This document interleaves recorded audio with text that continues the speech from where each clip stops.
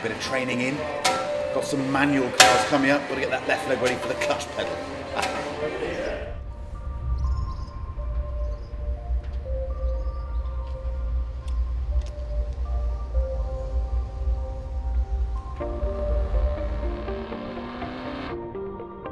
The Aston V12 Vantage S and the 911R are road cars. They shouldn't be driven on a circuit, they should be enjoyed on the road. So that's where we'll begin this test, on a road. A rather beautiful road. Now if I had 20 minutes, I could just spend all of them being super excited about the fact there's an Aston Martin with a V12 normally aspirated engine and a manual gearbox. But I need to get over that and try and tell you what's good and bad about this car. Because much as I think the concept's brilliant, of course it's not perfect. The good stuff. Well, first of all, the gear shift is positive. I'll give it that. There's some other aspects to it that are not quite right. But to me, it unleashes the full V12 Vantage S driving experience that just wasn't there with the paddles. I feel so much more in control of the car. It also unleashes what I call the third gear factor. This car has 7 forward gears. As a matter of fact, with all that talk, it needs about 2 forward gears. But the reality is third gear is just wonderful. Here we go, I'm going to put it in third now. We're doing about 20 miles an hour and it just goes. It just goes. It just goes. I'm not going to tell you how fast we're going, but it's sufficient. I love that surge, and I love the way that these gear ratios work with the spread of power and torque in this engine, because it's just fantastic. That engine, all that power, all that V12, all that majesty, it just sounds fantastic. Who needs turbochargers? This thing just goes from zip all the way to 7,000 RPM, and it sounds, well, you can hear what it sounds like. It is perfection. It really is a great, great engine. This is a very approachable car as well. It's quite delicate on the road.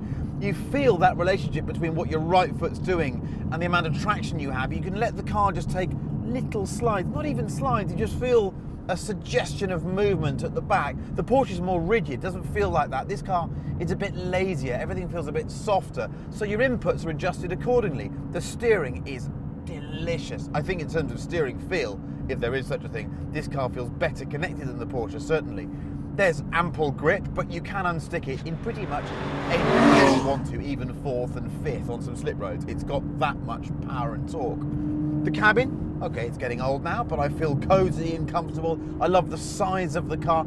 Are you getting what I'm sort of trying to tell you here? I really like this car. I don't think it's the best car Aston makes technically or objectively, but I do think that as an object to drive and to be in, it's the most exciting car they make. It's just bristling with enthusiasm. It just wants to get going the whole time, so I'm gonna let it go. This gear lever then, it's not perfect. The position of it is a little bit too far backwards for me. Maybe that's just because I'm a bit simming in the wrong shape, but it isn't quite right ergonomically. The dog leg, it's a novelty, but I'd rather it was just a normal layout, I have to say, but I get used to it.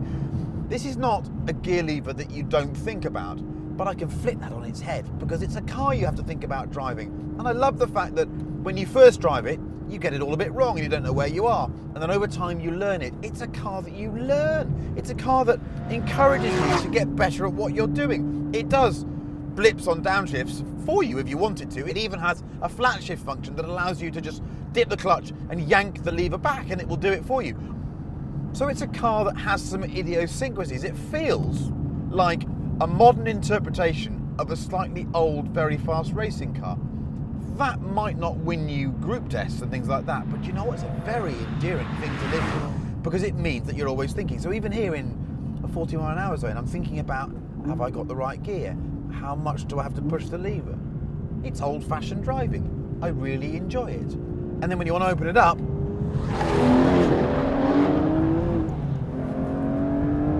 wow. It's a bit traction limited. The 295 tyre is probably too narrow for the amount of torque. The body shell doesn't feel that rigid next to the Porsches. There are lots of problems with this car. But, as you'll find in a minute when we take it onto a circuit and let it dance around, it has got so much personality. It's a sad thing to say that it probably is the last time we're going to see the V12 Vantage S. We won't see a normally aspirated Aston Martin again of this type. And I think anyone that's got one of these should be very, very pleased with their purchase. I think it is an instant classic.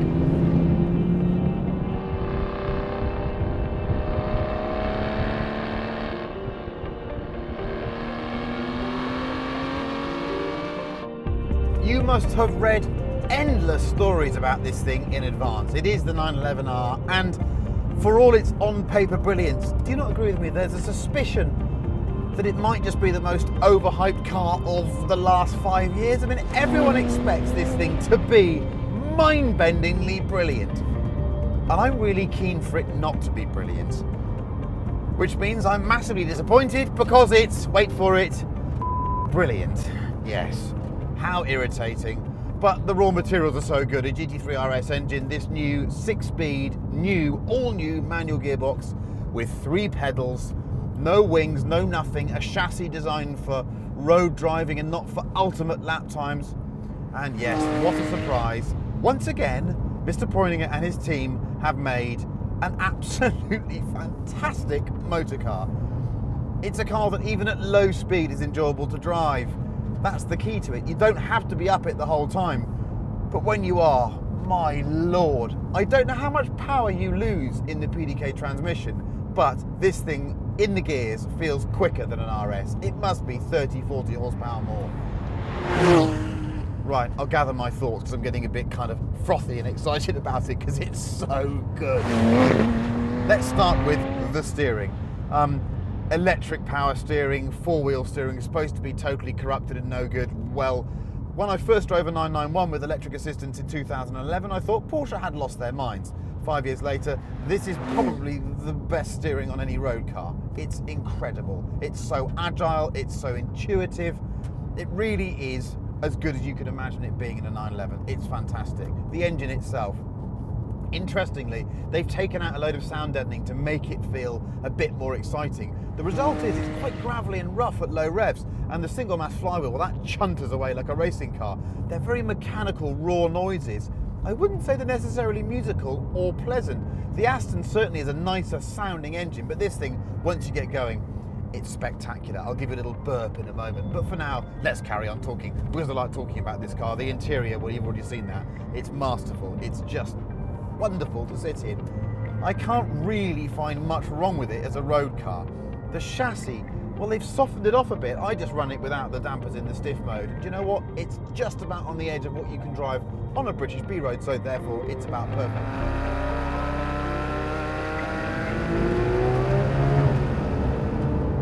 The way it accrues revs from 5,000 to 8,500 has to be felt to be believed. It really does. This is possibly the best engine and gearbox combination on sale at the moment. I can't think of anything I enjoy more. It's a car that you can use just like a normal Carrera. This is where Porsche is so down with their game. When you want it to feel hardcore and special, it does. But if you wanted to knock it in 6 and drive straight to Nice, it wouldn't be a problem at all. The carbon ceramics are fantastic on the road. The grip from the Cup 2 Michelins is fantastic, and furthermore, when it rains, you don't fall off. I mean, again, I'm going to scratch the old noggin and try and work out what's wrong with it. What's wrong with the car? What's wrong with the car? What's wrong with the car? Hasn't got rear seats. It hasn't got rear seats. That for me is a massive problem, a huge problem. Porsche, you failed. There are no rear seats. Now, I know we agreed these were road cars, but they're so damn fast, and I'm so damn curious to see what they do when the power overcomes the grip, that we just have to drive them at angle C.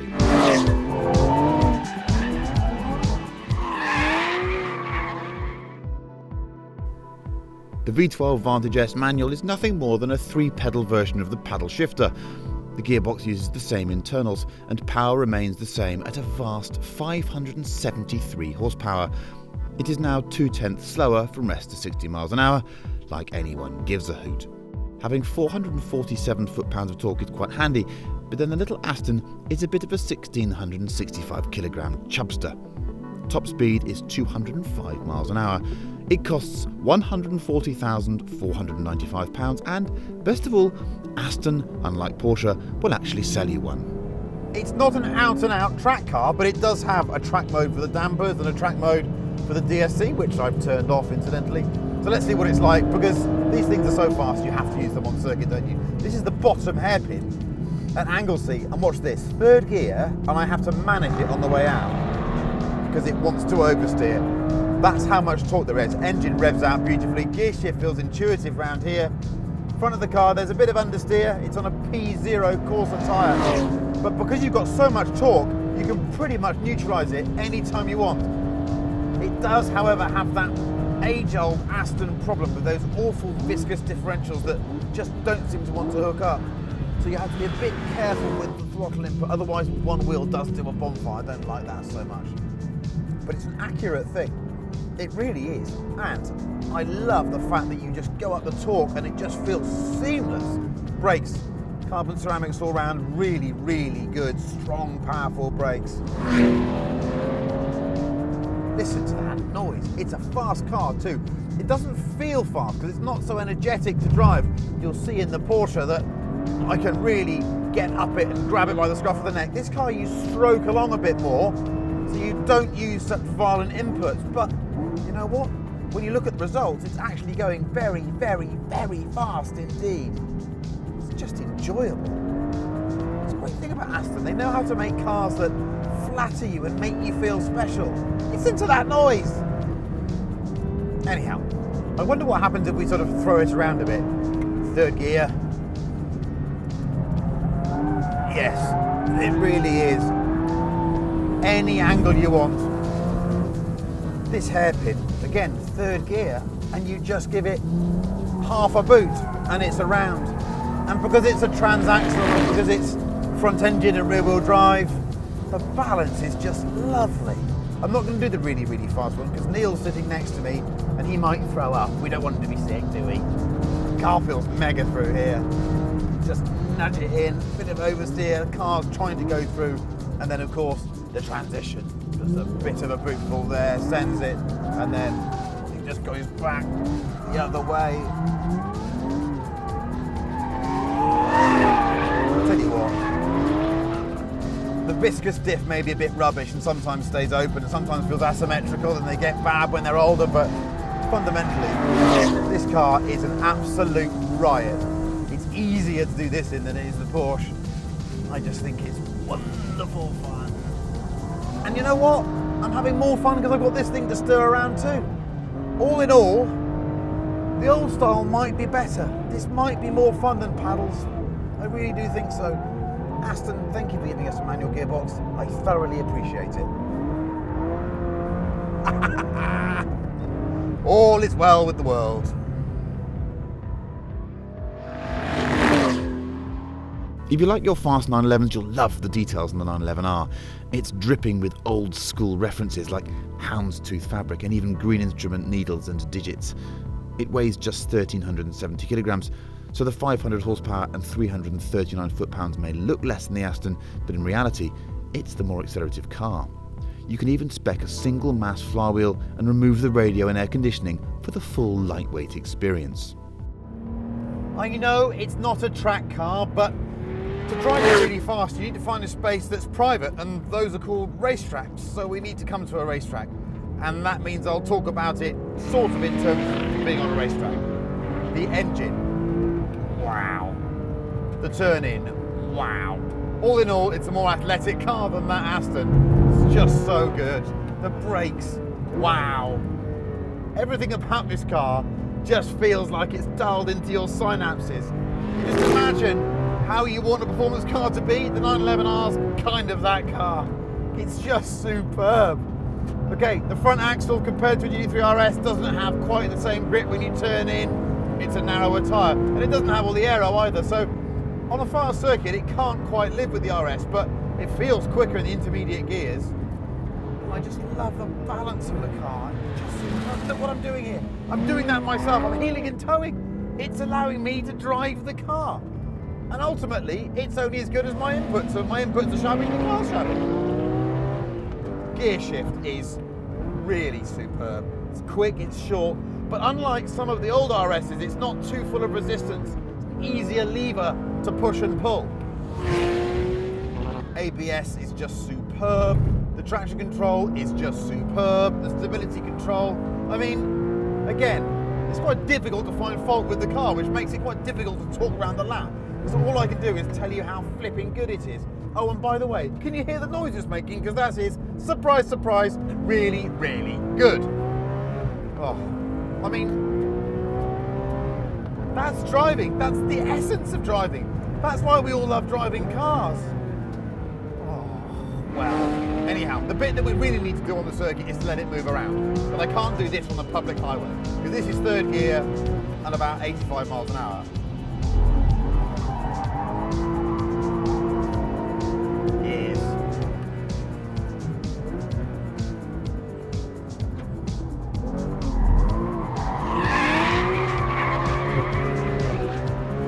And it feels so alive and so connected. That's where it's a bit different to the Aston. The Aston just feels like it's a bit lazier. This car, I mean, you'd swear it was flipping spherical bearings everywhere. You just feel such a great sense of connection between your inputs and the car, be it the chassis or the powertrain. Everything you do it's kind of, feels like it wants you to do it with full intention.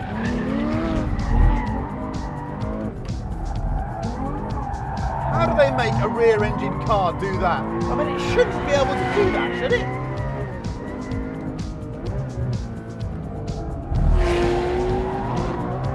Oh, and then you get to look at Snowdonia ahead of you. Yeah. I think the 911R at Anglesey, even though it's not supposed to be a track car, is one of the best things I've done in the last 10 years. Yes! It just keeps pulling. It feels so fast. One potential criticism I had before I drove it was, well, hang on a minute, couldn't they just gear it not to do 200 miles an hour? But it's so explosive in the intermediate ratios. I think they had to gear it to do that. It wouldn't be drivable otherwise. Yes, it's another masterclass from Porsche.